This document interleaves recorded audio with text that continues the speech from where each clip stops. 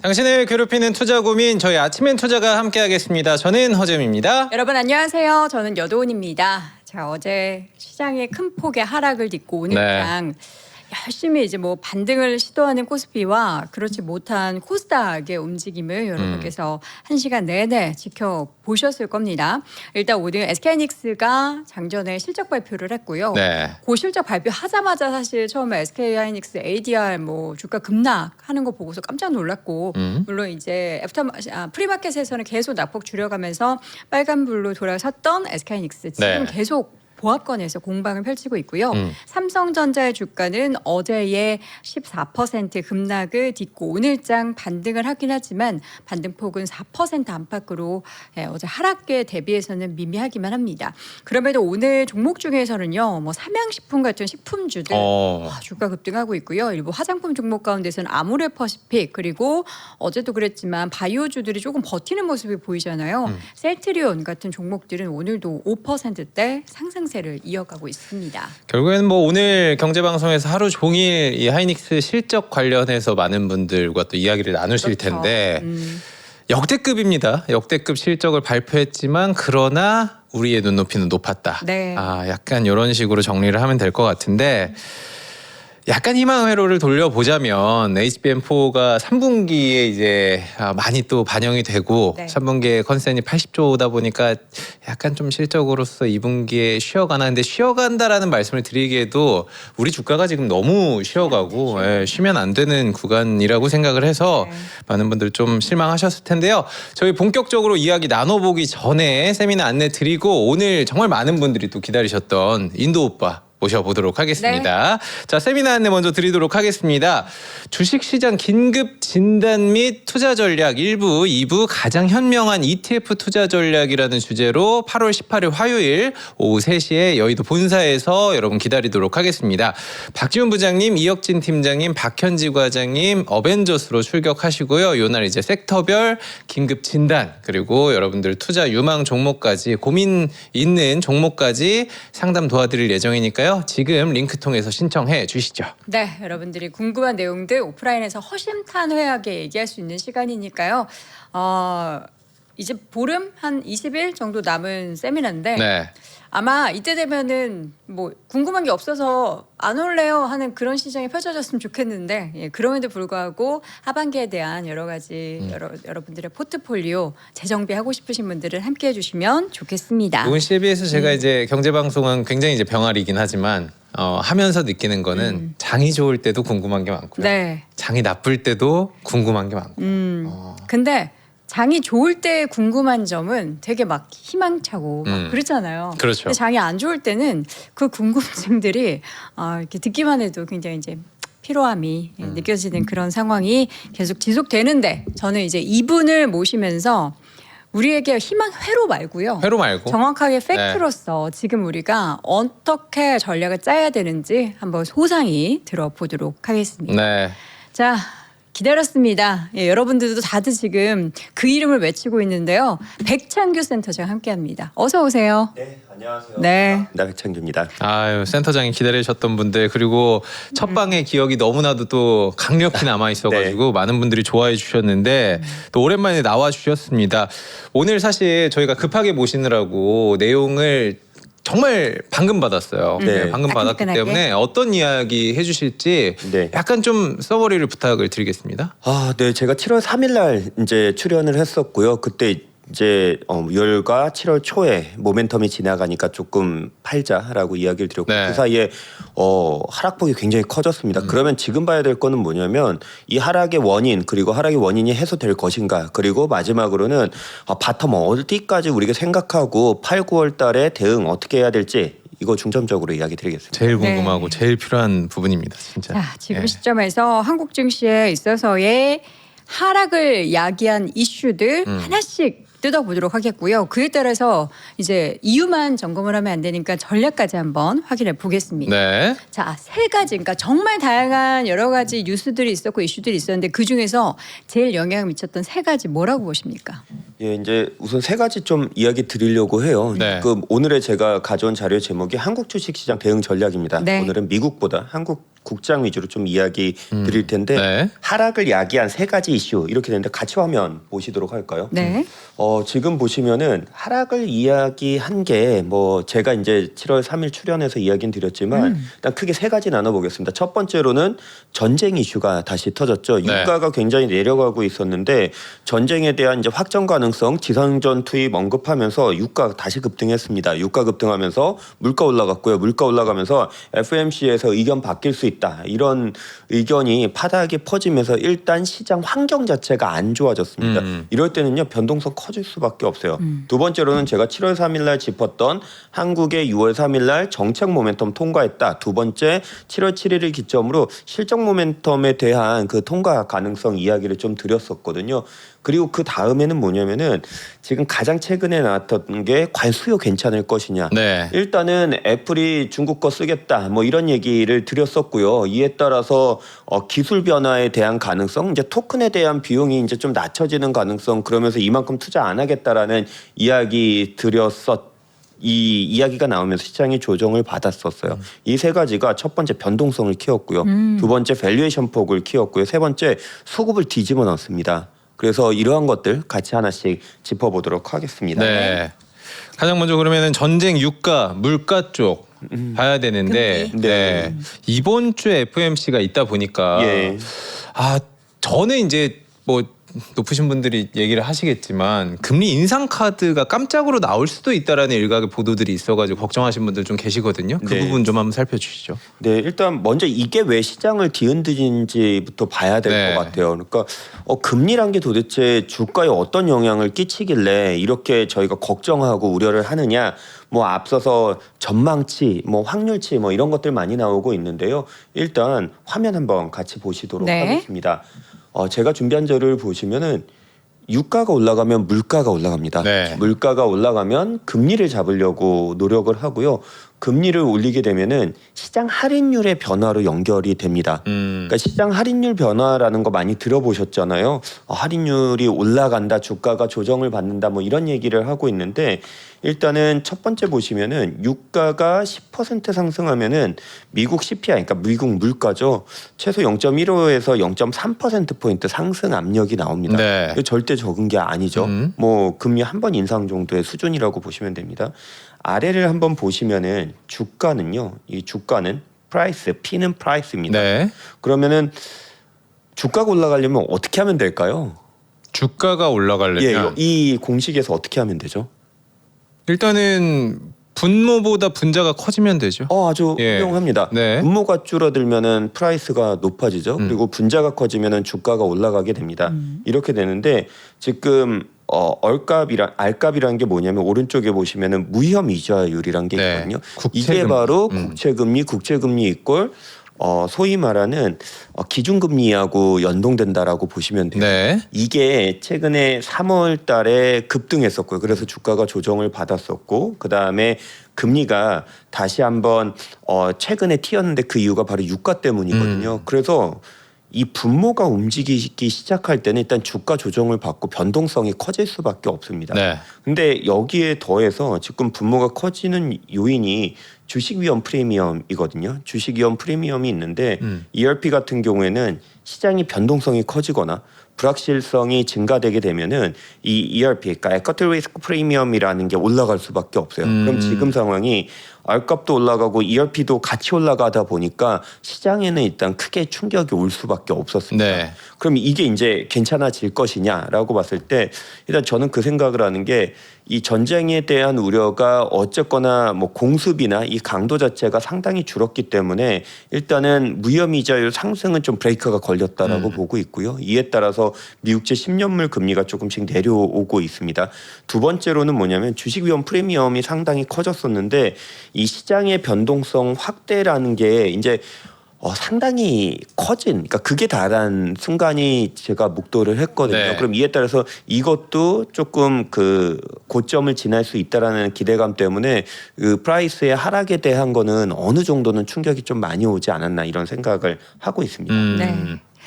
자, 금리 얘기에 대해서 물가 얘기에 대해서 네. 좀 해봤고 네. 그 다음에는 이제 뭘 봐야 될까요? 이제 중요한 건 그건 것 같아요. 대부분 이제 실적에 대해서 고민하고 뭐 시장이 싸다 뭐 이렇게 얘기해 주시는 분들 PR 기준으로 많이 보거든요. 근데 시장이 많이 하락하거나 급락할 경우에는 이 북밸류라는 걸 봐야 됩니다. 네. 밸류. 자산 가치라는 걸 봐야 되거든요. 네. 이게 저는 그 생각을 합니다. 가격 조정은 충분히 맞은 것 같아요. 지금 정도면 예, 한국 시장 말씀하시는 예, 거죠? 한국 시장 예. 기준으로 오늘 국정 얘기합니다. 음. 가격 조정이 이거 과할 정도로 많이 왔죠. 그러면 가격은 왔는데 프라이스라는 건 왔는데 과연 밸류에이션 관점에서 이게 감내할 만한 수준인가 다 왔나를 네. 점검해야 되거든요. 네. 일단 가격 조정은 충분하다고 판단되는데 밸류에이션 관점에서는 조금은 남은 것 같아요. 조금 남은 것 같아요. 그게 아주 이제 더 이상 그 충격을 심하게 주지는 않다라고 보고 있는데 일단 두 번째 줄 한번 보실까요? 네. 7월 28일 종가 기준으로 봤을 때 어제 종가죠. 코스피 트레일링 PBR 기준으로 했을 때 한 1.71배까지 하락을 했습니다. 근데 지난 3월 전쟁 터졌을 때를 보면요. 이게 1.62배까지 와요. 네. 사실 지금의 조정은 거의 전쟁 수준까지 왔다고 그러네요. 보시면 네. 됩니다. 그러면은 올해 기준에서 그러니까 실적이 이렇게 좋을 때 자산 가치 기준으로는 이제 0.09배 정도밖에 차이가 안 난다라는 부분이 있고요. 연중 고점일 때 9,000포인트가 넘었을 때 보시면은 그때 PBR이 2.57배였거든요. 그래서 이런 걸 비교하면은 아주 바닥까지는 오지 않았지만 그래도 충분히 감내할 만큼 왔다라고 저는 생각을 하고 있고요. 네. 중간에 하단에 차트를 한번 보실까요? 일단 이게 주가입니다. 삼성전자 주가, 그다음에 하이닉스 주가가 고점을 만들고 좀 급락하는 기간이 한 달 내에 굉장히 빠르게 네. 왔었는데 오른쪽에서 시장 전체하고 위에 이제 삼성전자와 하이닉스를 비교할 텐데 P로 보면은 뭐 말도 안 되게 낮습니다. 뭐 3배. 4배 이하까지 내려오면서 네. 이게 과연 뭐 저평가 아니냐 이런 얘기를 하는데 다시 한번 말씀드리지만 주가가 하락을 맞고 시장이 어려울 때는 PBR 기준으로 보시는 게 맞습니다. 그러면 직근 기준으로 삼성전자는 1.54배까지 내려왔고요. PBR이 예, 그리고 포드 PBR 기준은 2.12배까지 네. 내려오게 됐어요. 그러면은 이거 시장으로 전체로 한번 보겠습니다. 시장이 안정되고 그 다음에 삼성전자와 하이닉스가 같이 안정이 돼야 되는데 오른쪽 하단의 표를 한번 보시면요. 일단은 P 기준으로는 시장이 저평가다 고평가다 얘기하기는 이미 그게 밸류에이션으로 실적 기준으로 하기에는 이미 깨져버렸어요. 그럼 오른쪽에 북밸류를 봤을 때 현재 트레일링으로 봤을 때는 코스피가 한 1.71배 정도가 됩니다. 네. 고점이 때 2.57배 아까 말씀드렸고요. 그러면은 이게 어느 정도 수준이냐라고 봤을 때 전쟁 터졌을 때보다는 살짝 높은 수준이에요. 올해 3월 네. 예, 그러면은 제가 서두에 말씀드린 것처럼 밸류에이션 관점에서는 어느 정도 좀 감내할 만한 수준이다. 이제 많이 남지 않았다. 이 정도 생각을 하고 있고요. 네. 그러면은 작년 연말에는 어느 정도 했냐? 1.35배. 1.35배. 이때는 이제 실적에 대한 혹은 이제 자산이 엄청 커지고 있잖아요. 공장 짓고 네. 많이 뭐 증설하고 있고 이런 걸 고려했을 때는 요거하고 비교하기는 어렵고요. 다만 과거에 아주 힘들었던 시절을 보시면은 1배까지 내려갑니다. 그럼 여기서 더 충격을 맞느냐? 저는 그렇게 생각되진 않고요. 그 당시의 북과 지금의 북을 좀 비교해 봐야 된다. 그럼 차이가 현격하게 날 것이고 올해 저점을 논의할 때는 올해 전쟁이 터졌을 때를 한번 비교해 보는 게 좋겠다라고 생각을 하고 있습니다. 네. 그러면 이렇게까지 내려와 있는 상황에서 네. 그러면 가격 조정은 어느 정도 받았고 지금이 그러면 어떻게 좀 바닥에 대한 얘기들을 좀 조심스럽게 할 수 있는 구간이 온 거는 두 가지가 맞나요? 있어요. 조정이라는 거는 네. 가격 조정과 기간 조정이라는 그렇죠. 게 있고 네. 가격 조정은 단기간 내 가격이 많이 하락한 것이고 기간 조정 같은 경우에는 뭐 반등이나 혹은 하락은 없을지언정 네. 그냥 주가가 좀 힘들게 옆으로 그냥 횡보하는 현상을 기간 조정이라고 하는데 그렇죠. 이 가격 조정과 기간 조정 중에서 이제는 기간 조정을 조금 고민을 해봐야 될 것 같아요. 기간 조정. 예.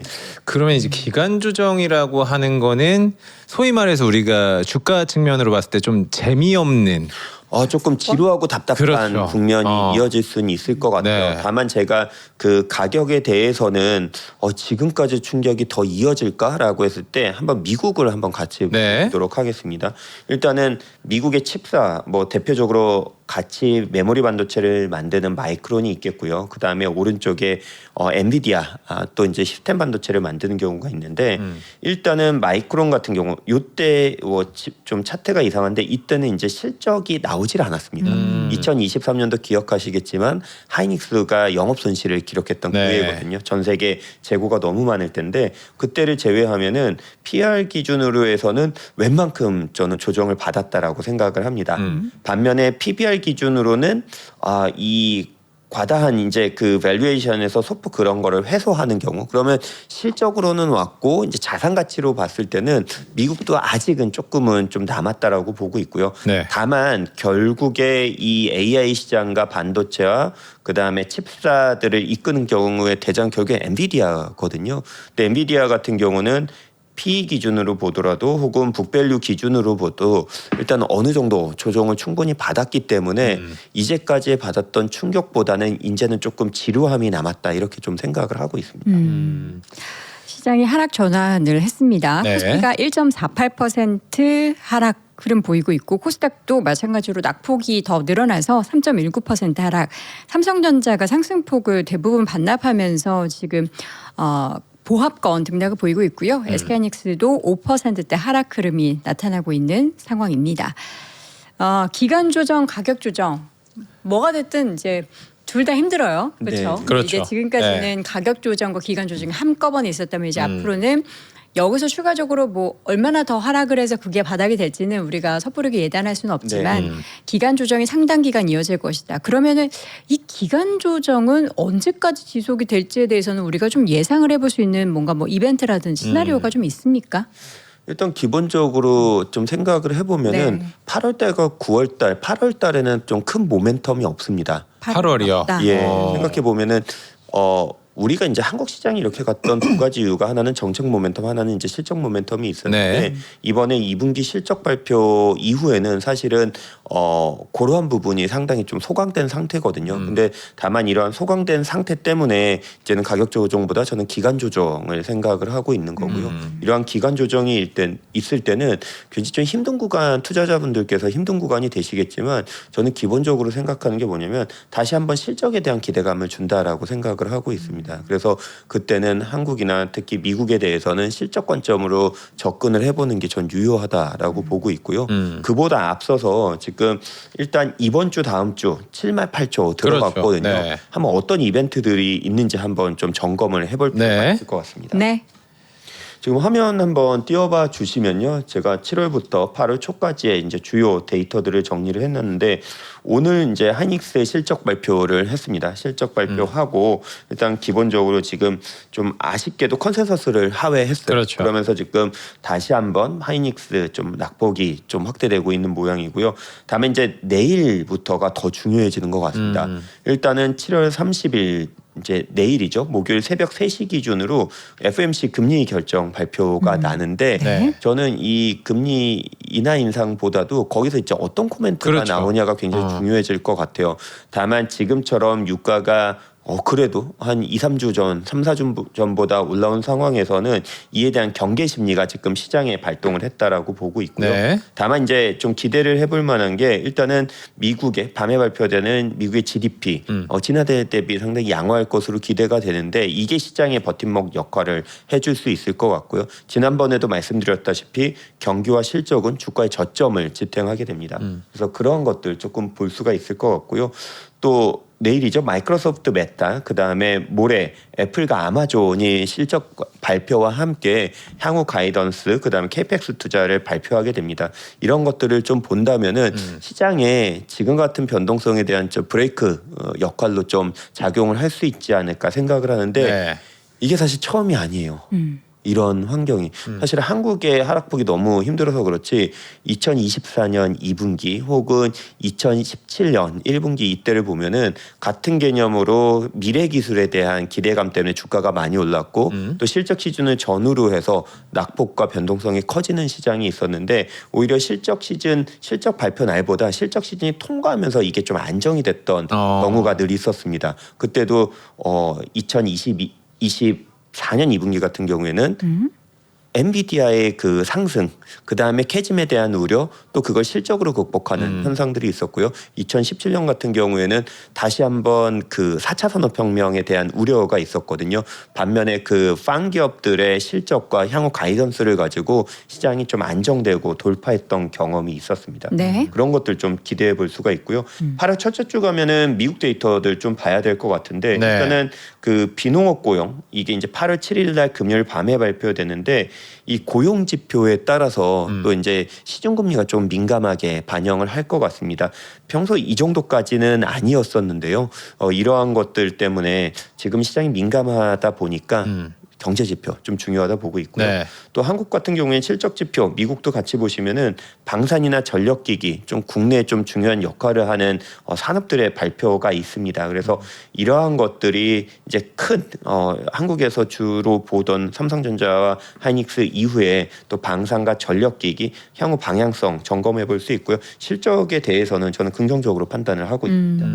이번 주 이제 빅테크 저희가 이제 목요일이 진짜 빅 이벤트 데이이긴 하네요. FOMC 결과도 나오고 빅테크를 보면은 여러분 뭐 장표 보셨겠지만 마이크로소프트, 메타, 뭐 퀄컴도 있고요. 로비노트도 보이는데 이번 주 월요일인가요? 저희가 좀 이야기를 나눌 때 이런 표현을 하셨어요. 요즘 시장이 굉장히 까다로워졌다. 그러니까 실적만 확인하고 가는 게 아니라 실적은 물론이고 투자도 좋아야 되는데 투자가 좋으면 니네 현금 있어? 이렇게 물어보는.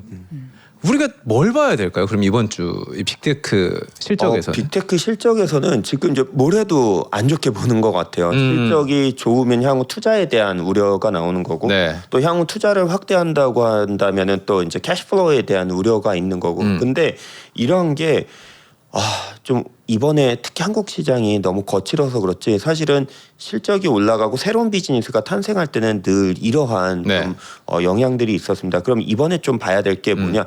결론적으로는요. 결국에 우리가 봐야 될 핵심은 IT 업종, 특히 세상에 없던 서비스와 상품을 내놓는 이 업종에 대해서는요. 매출액 증가율이 최선입니다.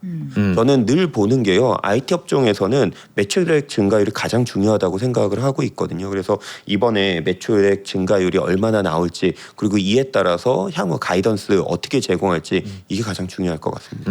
맞습니다. 진짜 매출액 증가율이 중요하다라는 네. 것을 우리가 이론적으로도 알고 있고 네. 산업에 대한 뷰를 제시하는 사실 애널리스트 분들도 그렇고 우리 센터장님도 동일하게 말씀을 해주시는데 그게 최근 한 달은 안 통하는 장 아닌가요? 네. 그렇죠.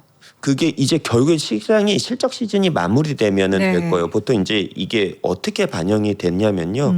그러니까 애널리스트가 내놓는 보고서는 사실은 이제 실적이 마무리되고 이제 실적 발표가 끝나고 그리고 자기의 전망치를 넣고 모델을 돌려서 그 다음 추정치를 나오게 됩니다. 네. 이게 전 세계에 있는 애널리스트들이 또 모아서 또 다음 추정치가 나오겠죠. 그러면은 실적 전망이나 EPS 추정치 변화가 그때 반영이 됩니다. 그래서 네. 통상적으로 실적 시즌이 어느 정도 마무리된 다음에 지수의 방향성, 업종의 방향성이 훨씬 더 좀 괜찮아질 거라고 저는 보고 있습니다. 실적이 상승할 땐 이런 식으로 반영이 되거든요. 그래서 실적 시즌의 한 가운데서 저희가 굉장히 좀 힘든 과정을 겪고 있는데 사실 저는 실적 시즌이 마무리되는 시점에 네. 그래서 오히려 추가 가격 조정보다는 기간 조정에 좀 무게를 두는 게 바로 여기에 있습니다. 저희가 이제 8월에 대한 뷰를 얘기를 하고 있는데 댓글이 보이는 게 그래 어떠한 모멘텀 없는 게 차라리 낫다.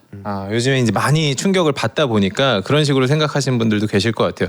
저희 센터장님이 박사님이십니다. 그리고 학생들을 또 교단에서 가르치기도 하시는데 이런 질문도 많이 들을 것 같아요. 교수님 이 교과서에 나온 대로 시장을 보니까 하나도 지금 맞는 게 없습니다. 너무 실적이 좋은데도 주가는 반대로 가고 있고 우리 시장 뭐 밸류에이션이라든지 가치라든지 이런 평가를 제대로 받아야 되는데 우리가 배운 것과는 지금 너무 달라지고 이게 전문가분들도 사실 그거에 대한 해석이 지금 분분한 상황인데 네. 과매도 구간이라는 얘기를 굉장히 많이 하고 계세요. 우리 시장을 보면서 네. 그거를 볼 수 있는 뭐 자료라든지 이런 게 있을까요? 네, 한번 그 얘기 드리려고 하는데요. 이런 얘기가 있습니다. 주식은 강아지 산책과 같아서 네. 주인을 앞서서 가기도 하고 뒤로 가기도 한다라고 하는데 뒤로 갈 때는요.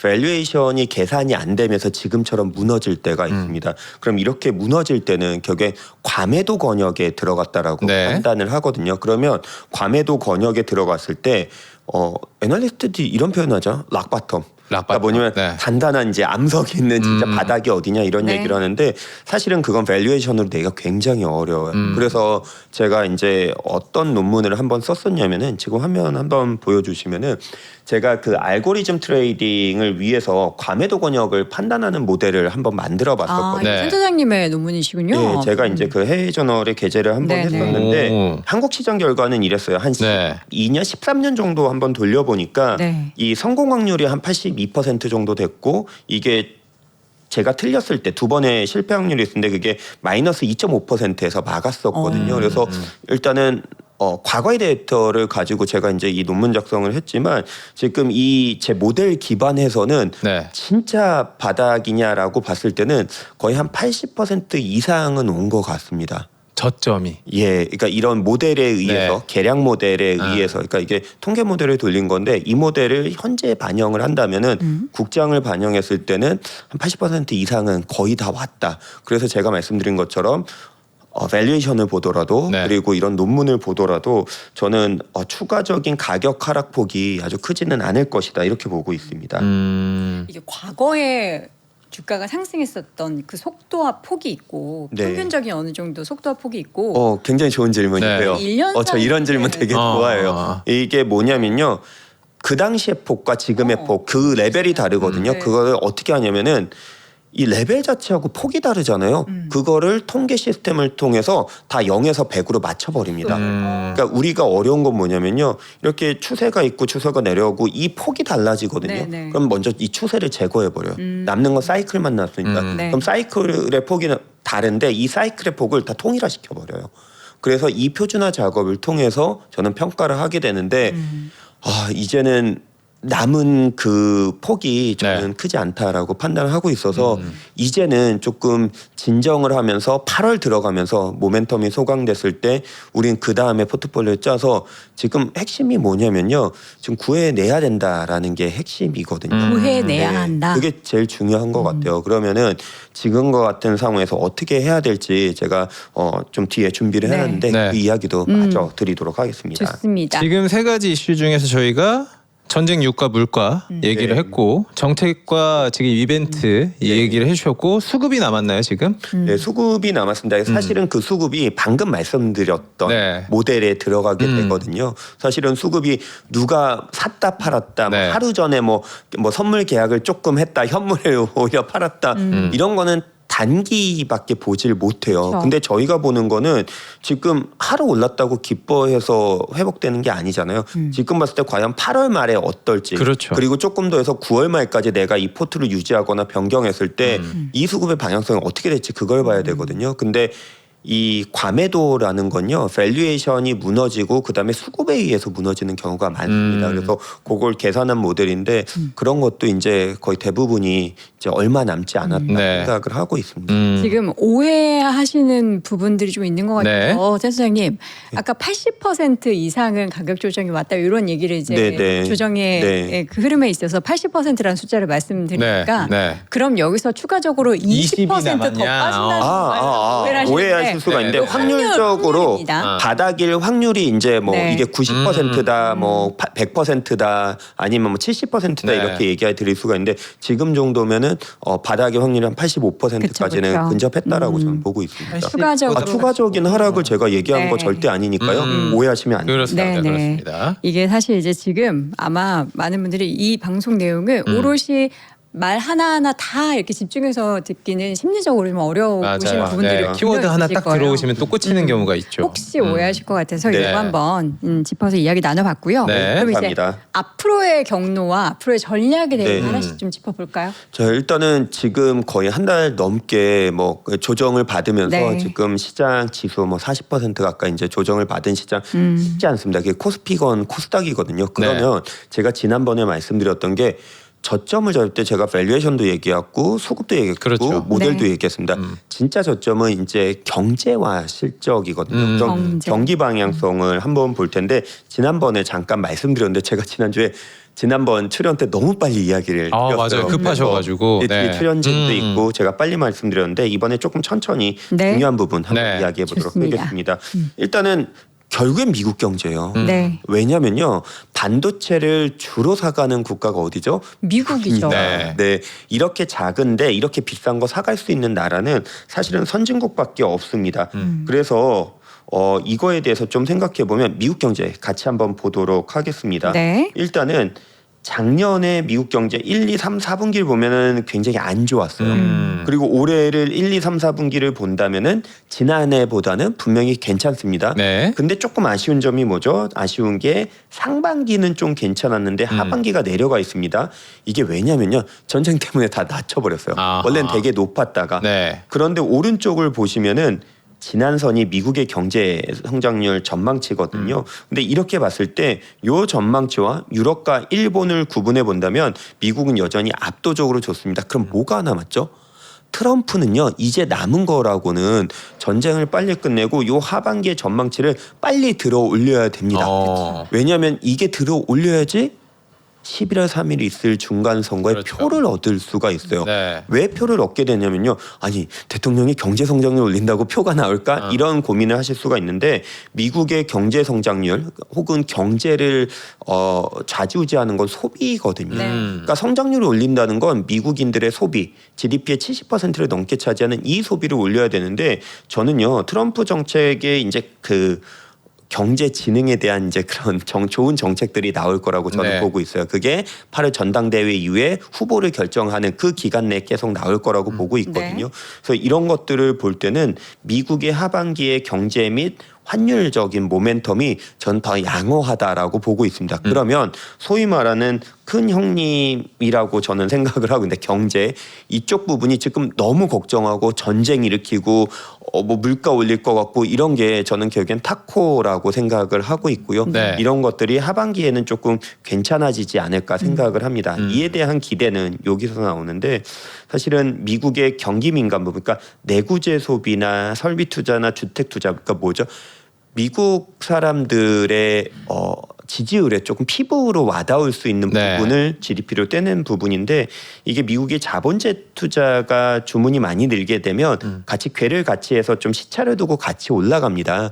그런데 하반기에 미국이 공장을 좀 많이 지을 예정이거든요. 이미 트럼프 대통령이 이제 다른 분들하고 이제 이런 얘기 요청을 많이 했었잖아요. 그래서 이런 것들을 본다면은 미국은 지금 하반기가 좋진 않은데 네. 하반기 되면은 오히려 좋아질 개연성은 좀 높다라고 생각을 하고 있습니다. 그래서 지금 보시면요. 미국의 저점이 높아지고 있다면은 사실은 이에 대한 충격 여파는 좀 줄어들 수 있다라고 생각을 하고 있어요. 그래서 첫 번째 미국에 대한 저점 부분은 개선 여지가 많다라고 생각을 하고 있습니다. 네. 한국 한번 그렇죠. 볼까요? 네. 한국 한번 보게 되면은 한국 경제가 일단 2분기까지 나왔지만 하락과 상승 추세를 가면서 이러한 것들이 올해 한국 증시에 굉장히 좋게 발현이 됐습니다. 근데 여기서 이제 정말 장점이자 단점인 양면성을 가진 게 반도체가 전체 성장률의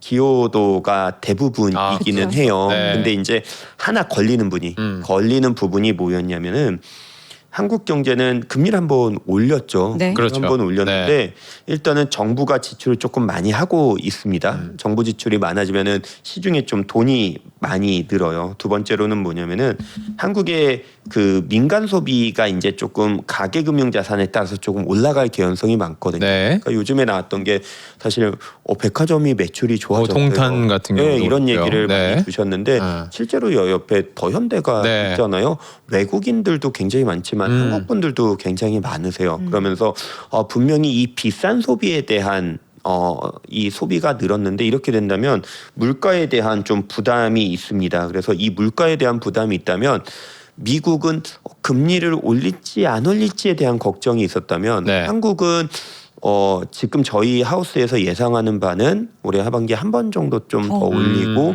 내년에도 한 번 정도 올리지 않을까. 그러니까 약간 부담감이 생겨. 금리를 앞서서 그 공식을 한번 말씀드렸잖아요. 네, 네. 금리라는 게 올라가면은 시장의 변동성이 커질 수밖에 없습니다. 그래서 한국 같은 경우는 성장률 자체는 너무 좋기는 한데 이 변동성 요인 때문에 저는 지난번에 나와서 조금 국가별 배분을 조금은 하자라고 이야기 드렸던 게 이 부분이 차이가 조금 있거든요. 그래서 한국은 저점이 이제까지는 계속 높아지다가 이번에 충격을 받은 부분은 한국의 금리 인상하면서 그리고 이제 추가적인 정책 모멘텀이 조금 없어지면서 이런 부분이 좀 나오지 않았나 이런 생각을 하고 있어요. 네. 이게 지금부터 이제 9월을 보는 건데 이거는 실제로 그러면 더 나빠지나요?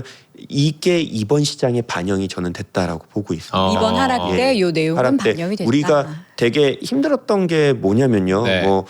창신 반도체가 상승을 상장을 해요. 중국, 아니면은 애플이 중국 거를 쓴다고 해요. 아니면 미국에서 이게 너무 많이 올라가서 주문량이 줄어들 수도 있어요. 여러 가지 고민 때문에 우리가 거기에 매몰되긴 했었는데 네. 사실은 이런 한국의 금융 환경이 변하면서의 시장의 변동성이 있었거든요. 네. 그래서 이런 부분이 상당히 7월에는 반영이 됐다라고 생각을 하고 있다. 지난번 나왔을 때는 이게 반영이 될 거다 이야기를 드렸다면은 제가 7월 3일과 29, 한 26일 만에 출연을 했는데 요 사이에 이게 이미 시장에는 한번 반영이 됐다. 그러면은 이게 더 추가 충격을 주냐 이렇게 본다면은 이제는 조금 요 부분에 대해서는 한숨을 좀 돌릴만 하다라고 생각을 하고 있습니다. 네. 자, 이번에는 그래서 버블이냐 2026년. 아. 네. 네. 흐름과 성장을 이어갈 수 있을 것이냐. 그러니까 지금 사실 산업 자체에 대해서 그 얘기들이 참 많이 나오고 있어요. 이게 우리가 완전한 새로운 패러다임을 보는 그런 산업을 AI로 봐야 하는지 아니면 네. 이전처럼 이제 반도체 메모리 같은 경우에는 사이클은 사이클이 맞는데 이전보다는 조금 더 길고 큰 폭의 사이클일 뿐 사이클에서 벗어나지는 못한다. 이런 이제 논쟁들이 있으면서 이게 그래서 버블이었다. 좀 하락하고 나서 보니까 이게 그래도 과거랑 탈피할 수 없는 그런 흐름이다. 여러 가지 논쟁들이 많은데 여기에 대해서 뭐 여러 가지 데이터를 우리 또 센터장님 준비하셨을 텐데 네. 저는 결론이 사실 궁금하거든요. 일단은 네. 이게 나타난 이유부터 한번 네. 봐야 될 것 네. 같아요. 화면을 한번 보시면요. 네. 그러니까 산업이라는 거는 이렇게 단계별 성장을 하죠. 1단계 뭐 대규모 투자를 하고요. 그다음에 도구가 도입되고 3단계는 본격적으로 이제 산업이 성장하는 이제 J커브를 그리게 되고요. 네. 그리고 4단계 가서는 드디어 이제 이익을 꾸준하게 내는 단계로 보통은 산업은 성장을 했습니다. 그런데 이번에 AI 같은 경우에는요. 1단계와 3단계가 동시에 나타나고 있기 때문에 우리가 1단계 집중할 때는 모든 게 호재로 작용을 하면서 주가가 올라가고 또 오히려 모든 게 아니다 3단계다 그럼 모든 이슈들이 지금 악재로 작용하는 단계가 네. 있거든요. 이게 마치 핑퐁처럼 왔다 갔다 하는 게 한 번은 시스템 반도체 한 번은 메모리 반도체에서 이렇게 나타나고 있습니다. 그런데 기술적인 부분에 많이 있는 부분들은 뭐냐면은 1단계다. 아직은 성장 더 한다. 이런 얘기를 많이 하세요. 그렇죠. 그런데 산업을 공부하시고 특히 이제 경영학을 공부하신 네. 분들은 사실 3단계 이야기를 많이 하십니다. 그래서 이게 시장이 버블이다 아니다를 지금 왔다 갔다 하고 있는 이유가 여기에 있거든요. 그러면은 지난번에 잠깐 진짜 뭐 너무 바쁘게 지나가긴 했지만 저는 그 생각을 해요. 일단은 반도체 사이클, AI의 사이클에 한 번 매듭이 지어지는 시점은 AI가 현재 인간이 시키는 공부가 저는 학습이 네. 돼야지 충분히 네. 되죠. 학습이 1단계 마무리될 때다라고 보고 있거든요.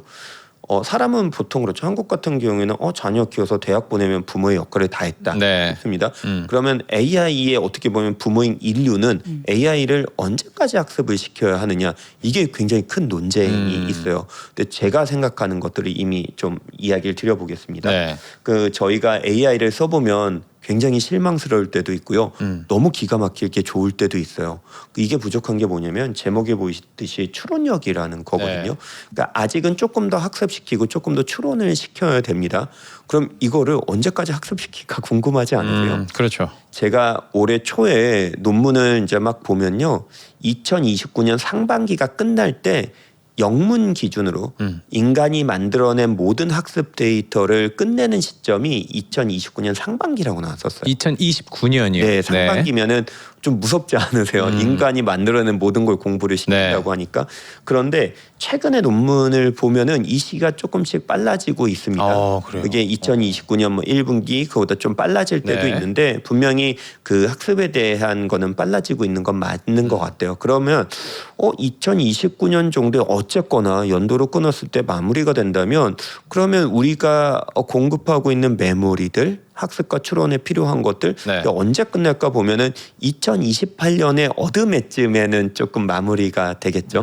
그러면 그거를 시장은 늘 미리 반영을 하거든요. 그러면 그게 빠르게 생각하면 2027년에 어둠해가 될 수도 있다라고 저는 생각을 하고 있거든요. 그래서 주가에 대한 반영이 그러면 이게 이제 버블이냐라고 했을 때는 아직 산업에 대한 그러니까 과잉 투자가 오고 부채까지 끌어다 쓰면서 투자를 하고 근데 심지어 그것 때문에 기업의 이익까지 망가지는 국면은 아직은 안 들어갔다라고 보고 있거든요. 그래서 산업 사이클적으로 봤을 때는 아직은 조금 더 가야 된다 생각하고 이 매듭이 끝나면은 그 다음에 제시한 게 젠슨 황이 코스모스에 대한 오픈 모델을 보여줬잖아요. 자연계에 대한 거 그게 제2의 영역을 끼칠 거라고 봅니다. 왜 그 판단을 하냐면은 지금 제가 과거를 한번 보도록 할게요. 인터넷 시대인데요. 인터넷 시대 같은 경우에는 처음에는 우리가 생각했던 거는 광통신망이 깔리는 거였습니다. 아마 90년대 때는 미국에서는 이제 전역이 월드와이드 웹이라는 게 이제 깔리고 있었고요. 그리고 두 번째로는 뭐냐면 한국에서 이제 PC 통신망이 막 깔릴 때였습니다. 그리고 99년 00년에 한국에 이제 ADSL 같은 광통신망이 끌렸고 그 다음에 나왔던 게 드디어 그때 뭐 야후도 썼었고 알타비스타, 라이커스, 네이버 뭐 이런 것들을 많이 쓰면서 군웅할거하다가 결국에 한국에는 네이버로 이제 압축되는 그런 현상이 났습니다. 그게 단 줄 알았어요. 근데 그게 지금 모니터와 혹은 이 키보드가 있던 거에서 다시 한번 이 보시는 스마트폰으로 갑자기 폼팩터가 변하게 됩니다. 입력과 출력하는 방식이 다르게 된 거예요. 그러면서 다시 2010년을 기점으로 이게 갑자기 확산이 됐었고요. 그와 동시에 어플리케이션과 소위 말하는 플랫폼 비즈니스가 막 들어왔습니다. 이게 하나의 인터넷 시대를 이제 한 건데 AI 시대를 한번 볼까요? AI 시대는 지금 막 인프라가 막 깔리고 있어요. 그럼 소프트웨어가 장악된 게 맞냐? 굉장히 군웅할 거가 됩니다. 클로드도 쓰시고 제미나이 쓰시고 챗GPT도 쓰고 계시는데 그 외에도 너무 많죠. 뭐 키미들이 나오고 뭐 딥시크도 있고 뭐 여러 가지가 있는데 언젠가는 이게 과점적 그 지배자가 등장을 하게 될 거예요. 아직은 누가 살아남을지 모릅니다. 그 토큰의 사용량과 서비스와 출원의 방법에 따라서 지금 누가 좋다 때에 따라서 저도 막 바꿔 쓰고 그렇기 있거든요. 때문에 투자를 계속해서 늘릴 수밖에 없는 거고요. 계속 거기서 살아남기 위해서 똑같아요. 인터넷 시대 초기하고. 그래서 결국엔 그 한 명이 남게 되면 거기서 파생되는 소프트웨어 하드웨어의 결합이 나타나게 됩니다. 그래서 저희가 무인자율 주행, 무인자동차 혹은 로봇이나 뭐 피지컬 AI나 그래서 저희가 열광했던 거 아닐까요? 그래서 이런 과정 속에서 이 변동성 확대 구간은 굉장히 좀 힘들게는 좀 보이고 있는데 이 과정이다라고 저는 생각을 하고 있습니다. 네, 우리가 이제 지금 주가가 이렇게 막 하락하고 그러면 이 산업에 대한 미래 성장 그리고 얼마나 더 확산이 되고 이것들이 만들어낸 세상이 얼마나 많은 돈을 부가가치를 창출하게 될지에 대해서 곰곰이 생각해야 되는 구간이긴 하잖아요. 근데 오히려 더 안 들리는 것 같아요. 이런 산업에 대한 이야기들을 하는 게 맞습니다. 와닿지 않고 그렇게 된다면 지금 이렇게 주가 하락하는 게 말이 돼? 라고 이야기를 하게 되잖아요. 그러면 이제 산업 얘기는 여러분들이 요걸 듣고서 납득이 되고 동의를 하시고 공감을 하시면은 같이 가는 거고 그렇지 않으면은 이제 뭐 내리는 거죠. 우리 센터장님이 자주 못 나오시니까 지금 자료도 너무 좋은 걸 많이 가져오셔가지고 장표에 이제 시장에 던지는 질문 섹터가 있더라고요. 이 부분을 좀 짧게 여쭤보고 싶은데 저는 이제 그 전에 본론적으로 들어가서 요즘에 이제 그런 생각이 들더라고요. 이제 예전에 저는 이제 마케팅 공부를 할 때 시장에서 가장 좋은 마케팅은 싸고 좋은 물건처럼 마케팅이 가장 좋은 게 없다. 싸고 좋은 물건 싸고 좋은 물건은 홍보를 하지 않아도 시장에서 이미 다 알아서. 줄 서서 사간다는 거예요. 근데 우리 시장을 봤을 때 싼 거는 다들 이야기를 하시거든요. 그럼 좋은 시장인가 좋은 제품인가 우리 코스피를 봤을 때 요즘에 보면은 좀 좋은 시장 안 같기도 하고요. 네. 예, 어떻게 보고 계세요? 일단은 제가 뭐 다시 서두 얘기했던 또 그 공식을 한번 이야기 드려야 되는데 금리가 상향 압박이 되잖아요. 금리가 상향 압박, 미국은 상향 압박이 되고 또 한국 같은 경우에는 또 이미 한 번 인상을 했고 또 다음 지금 남은 게 2번 인상을 생각을 하고 있는데 네.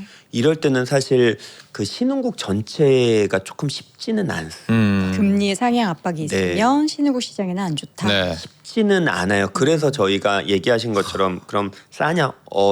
굉장히 싸졌죠. 그리고 조금 더 뭐 싸진다면은 충분히 이제 밸류에이션 메리트라는 걸 이제 이야기 드릴 수가 있는데 두 번째로 진짜 좋은 제품이냐라고 봤을 때 네. 그냥 반도체가 어쩌다 아니면 한국이 어쩌다를 떠나서 그냥 전 세계 주식시장에서 봤을 때는 금리가 멈춰 있거나 약간 올라가는 좀 걱정이 돼 있을 때는 생각보다 달러가 조금 세기는 해요. 네. 요즘 달러 인덱스도 꽤 올라와 있고 이미 1,400 뭐 중반까지는 내려왔다가 조금 상승을 했지만 1,500원이 저희 마음속에 기준이 돼버린 이 네. 시점이잖아요. 이럴 때는 돈들이 일단은 전체적인 흐름은 조금 미국으로 가게 됩니다. 그래서 제가 지난번 나왔을 때 이번에 나왔을 때도 국가 배분은 조금 하실 수 있으면 조금씩은 필요하다라고 네. 생각을 하는 네. 게 뭐 미국이 하반기에 조금 모멘텀 있는 것도 그렇겠지만 이 금리라는 부분, 그러니까 시장의 판을 조금 흔들 수 있는 부분에 있어서는 그 신흥국이 뭐 드라마틱하게 지금 다시 정고점을 또 돌파해서 막 올라간다 이러기보다는 가격 조정이 기간 조정을 거치고 기간 조정 이후에 다시 그 다음 실적을 바라보면서 우리의 눈높이가 조금씩은 높아질 때 그때 돼가면서 조금 복구를 해가고 네. 그리고 국가 배분을 하는 게 조금 더 필요하지 않나 이런 생각을 하고 있습니다. 하반기 전략도 마찬가지로 지금 생각을 하시는 거. 예, 그러니까 제가 기본적으로 생각하는 건 좀 그런 것 같아요. 일단은 굉장히 세게 맞았습니다. 굉장히 힘든 국면이긴 한데 네. 이런 국면이 나오면은 이제는 조금 호흡을 가다듬고 조금 정신을 차려가면서 이 포트폴리오를 조금 재배분할 수 있는 시점이 오긴 하거든요. 그게 저는 이제 다음 달에 그 기회를 준다고 생각해요. 왜냐하면 급격한 가격 조정은 사실 올바른 이제 판단하는 게 굉장히 어렵습니다. 그런데 기간 조정이 오면은 그거를 복귀하고 향후 전망을 조금 받아들일 수가 있거든요. 그래서 저는 저희 회사 고객분들한테도 그렇고 그다음에 저희 회사 임직원분들한테도 계속 얘기 드리는 거는 어쨌거나 8월 달에 잘 조정하고 배분해가지고 하반기를 맞이하면은 일단은 어느 정도는 좀 회복할 수 있다 생각을 하고 있고 사실은 지금 가장 힘든 분들은 5월 이후에 들어오신 분들이세요. 그렇죠. 연초 이후에 연초 같은 경우는 괜찮으시거든요. 근데 사실은 5월 달에 이제 포모가 굉장히 심했습니다. 그리고 사실은 5월 달에 정책 모멘텀이 가장 세게 발현됐던 네. 때이기도 하고요. 그래서 5월과 6월에 그때 이제 좀 들어오셨던 분들이 지금 좀 힘든 구간을 보내고 있는데 8월을 조금 현명하게 제시를 좀 조정을 잘 하시면은 좀 가능성이 있다고 보고 지금부터 이제 제가 그 다음에 이제 출연한 시간 아마 8월 중순 정도가 네. 될 것 같은데 그 시기일 때는 이제 남은 아주 일말의 가격 조정 일부 그리고 기간 조정의 초반에 들어가게 될 텐데 그때까지는 조금은 이제 있다가 그 다음부터 제가 배분에 대한 얘기 조금 더 본격적으로 드릴 수 있을 것 같습니다. 그 힌트를 너무 또 기다리실 것 같습니다. 코스피가 3%대까지 낙폭이 늘어났습니다. 네. 현재 5,814포인트 선까지 밀려난 상황입니다. 지금 우리가 9,000 보면서 만을 이야기했었던 게 얼마 전? 지난 6월 19일 고점이 네. 9,385포인트입니다.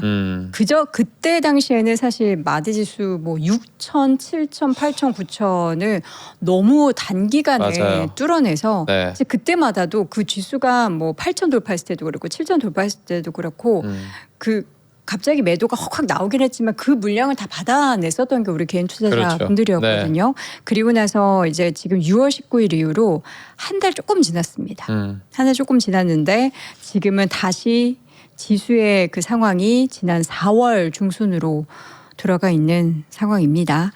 자, 이 기간 조정과 가격 조정의 멈춤이 8월 중에는 좀 나타났으면 좋겠다 싶은데 와, 근데 이런 식으로 계속 이렇게 빠지면요. 8월에는 이게 지수가 어디가 있을지 너무 아찔한데요. 저는 지금 지수 시장 보면서 네네. 계속 방송을 하고 있는데 네네네. 네. 지금 현재 코스피 지수는 5,780 정도 네네. 그렇죠. 입니다. 네. 요 정도의 가격 하락이 굉장히 지금 빠르게 가파르게. 네네네. 이번 주까지 네. 나오고 있는데 차라리 이렇게 빠르면은 제가 생각한 그 시점이 조금 더 앞당겨질 당겨진다. 수 있을 것 같아요. 오히려. 예, 오히려 제가 제가 아까 보여드렸던 그 모델의 데이터에서 네. 향후 프로젝션을 좀 몇 번 해봤었거든요. 예를 들어 5,700이 뭐 6,000이 한 달 동안 갈 때, 네. 혹은 5,800까지 갔다가 뭐 3주를 갈 때, 네. 혹은 차라리 빨리 뭐 조금 더 뭐 댓글창에 나오는 것처럼 뭐 네. 5,500이다, 뭐 600이다 이런 게 나와서 할 때는 네. 그 시간을 조금 더 당겨줄 수가 있거든요. 그래서 그렇군요. 그게 차라리 낫지 않을까 저는 생각을 하고 있고 두 번째로는 그런 게 있는 것 같아요. 급락이 나오고 그 반등이 이제 나오는 지금은 아니고 좀 지나서 제가 아마 다음 출연 때 그 시점을 좀 이야기 할수 현상이 있습니다. 나올 것 네. 같은데 일단 조심하셔야 될 게 그 급락 이후에 V자 반등보다는 보통 이제 W자 반등이나 그다음에 역 헤드앤숄더 같은 경우가 나오는 경우가 많으니까 이게 저는 굉장히 조심스러운 게 네. 제가 20년 동안 애널리스트를 했거든요. 그래서 많은 투자자 분들과 많은 그 현상들을 좀 지켜봤었는데 이게 투매가 한번 나오고 급락이 있은 다음에 그 다음에 조금 과한 선택을 하시는 경우가 많습니다. 과한 선택이라 하면 예를 들어서 원금을 복구하기 위해서 네. 조금 레버리지 땡겨서. 단순한 레버리지 ETF가 아니고 네, 네, 여러 네. 가지 네. 것들이 있지 않습니까? 그런 경우가 나오거나 아하. 혹은 오히려 분산할 때 소위 말하는 이제 집중 매매에 들어가는 경우가 있는데 그거는 진짜 조금 조심하셨으면 좋겠어요. 오히려 그 구간이 지나가면은 제가 분명히 권해드릴 시점이 있는데 이 급락 이후에 또 양봉하고 음봉이 세게 번갈아 가면서 나올 때는 네. 진짜 조심하셔야 됩니다. 코스닥이 지금 5% 넘게 빠지고 있어가지고 코스닥 쪽은 오늘도 이제 사이드카가 발동이 될 수도 있겠다라는 생각이 들긴 하는데 그냥 여러분들이 생각하는 질문들을 막 던지고 조금 지금 남은 시간이 얼마 없지만 그렇게 좀 해볼게요. 센터장님 다들 이제 그러잖아요. 이제 상승장은 끝났다. 지금 지수로만 봤을 때도 상승장은 끝났고 이제 파티가 끝났는데 누가 먼저 여길 빠져나가느니가 중요하다인데 지금까지도 관심 있고 시장에 참여하고 계신 분들은 이미 대응의 수준을 좀 넘어선 못 상황이거든요. 빠져나가죠.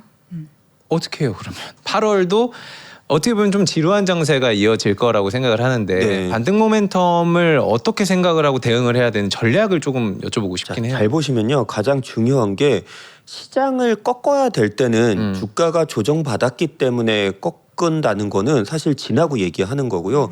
시장을 진짜 꺾어야 될 때는 시장에 돈이 없어질 때입니다. 너무 쉽게 얘기했는데 조금 더 고급스럽게 표현하면 시장의 유동성이 씨가 마르거나 유동성이 축소가 오면은 결국엔 자산 가격의 하락으로 이어지게 됩니다. 그런데 지금 보면은 다행인 점은요. 제가 아직 국가별 배분을 하시죠. 좀 미장으로 좀 넘어가시죠. 배분을 하면 분명히 저희가 복구하는 기회가 올 겁니다. 이 얘기를 드리는 게 뭐냐면 첫 번째는 미국 경제의 방향성이 깨지지 않았다는 점. 두 번째는 뭐냐면은 유동성, 그러니까 소위 말하는 광의 통화 M2라고 M2? 많이 하거든요. 그거에 대한 이제 증가율이 아직은 꺾이지 않았습니다. 지금 시간 얼마 안 남았지만 화면 한번 보시도록 하겠습니다. 이게 가장 중요하기는 해요. 사실은 시장은 결국에는 그 실적과 밸류에이션이라는 건 시장에 돈의 양이 얼마나 많냐, 그 다음에 돈이 왔다 갔다 하는 허들이 얼마나 높냐 낮냐, 그게 금리고요. 그럼 허들은 조금 높아졌어요. 그럼 그 허들을 넘을 만한 돈의 양이 있냐거든요. 그게 유동성입니다. 자, 지금 한번 같이 보시겠습니다.